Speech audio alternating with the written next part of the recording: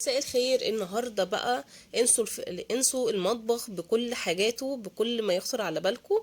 هنعمل معاكم النهارده فازه جميله حلوه جدا كده شيك. تقدري تحطيها بقى في الحمام، تحطيها في المطبخ، تحطيها في الانتريه، تحطيها على كومودينو جنب الاطفال.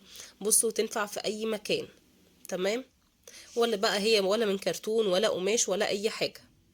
وان شاء الله هعمل لكم فيديوهات الايام اللي جايه حلوه جدا جدا وافكار مختلفه كمان.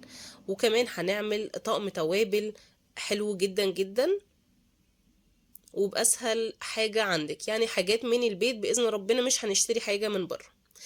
اول حاجه هنا انا جبت جردل وقصيته زي ما انتم شايفين، وقشرت اي حاجه عليه. وبعد كده جبت العصيان الخشب دي متوفره في اي مكتبه، وكمان سعرها رخيص مش غالي. هبدأ اجيب الشمع وارصهم كده جنب بعض زي ما انتوا شايفين.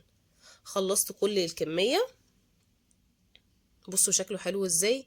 بعد كده هجيب بقى الخيط ده، خيط خيش، برضو بتلاقيه عند اي خردوات او مكتبة. ممكن تلاقيه في مكتبة، ممكن تلاقيه عند الموان، على حسب كل واحد ممكن يلاقيه فين. هبدأ ألف كده حوالين القاعدة بتاعته. هلف كده مرتين تلاتة، تدي الشكل الجميل اللي انتوا شايفينه ده. وهعمل نفس النظام من فوق، يبقى من فوق ومن تحت. تمام كده زي ما انتوا شايفين الشكل كده. بعد كده جبت التل ده برضو بتلاقيه عند بتوع الخياطة.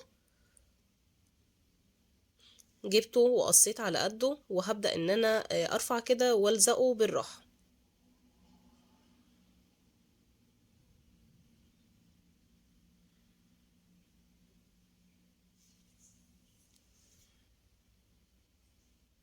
حلوة جدا وبسيطة جدا، وشكلها حلو في الاخر، خطيرة بصراحة، عجباني جدا.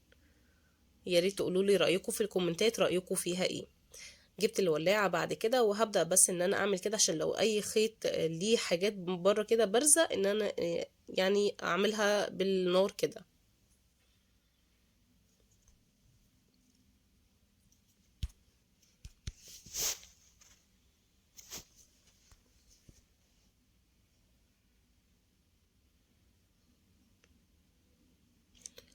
ممكن تداري الارضية باي حاجة، وممكن ما تدريهاش، ما هي ما فيهاش اي مشكلة، هي شفافة برضو، شكلها لطيف مش شكلها وحش. بعد كده جبت الاحجار دي، وهجيب الزرعة وهبدأ ان انا احطها كده يعني هشيل الاحجار وازنقها. ظبطيها يعني، ولو اتحركت ارفعي الاحجار دي، حطي عليها من فوق، هتدي شكل حلو جدا.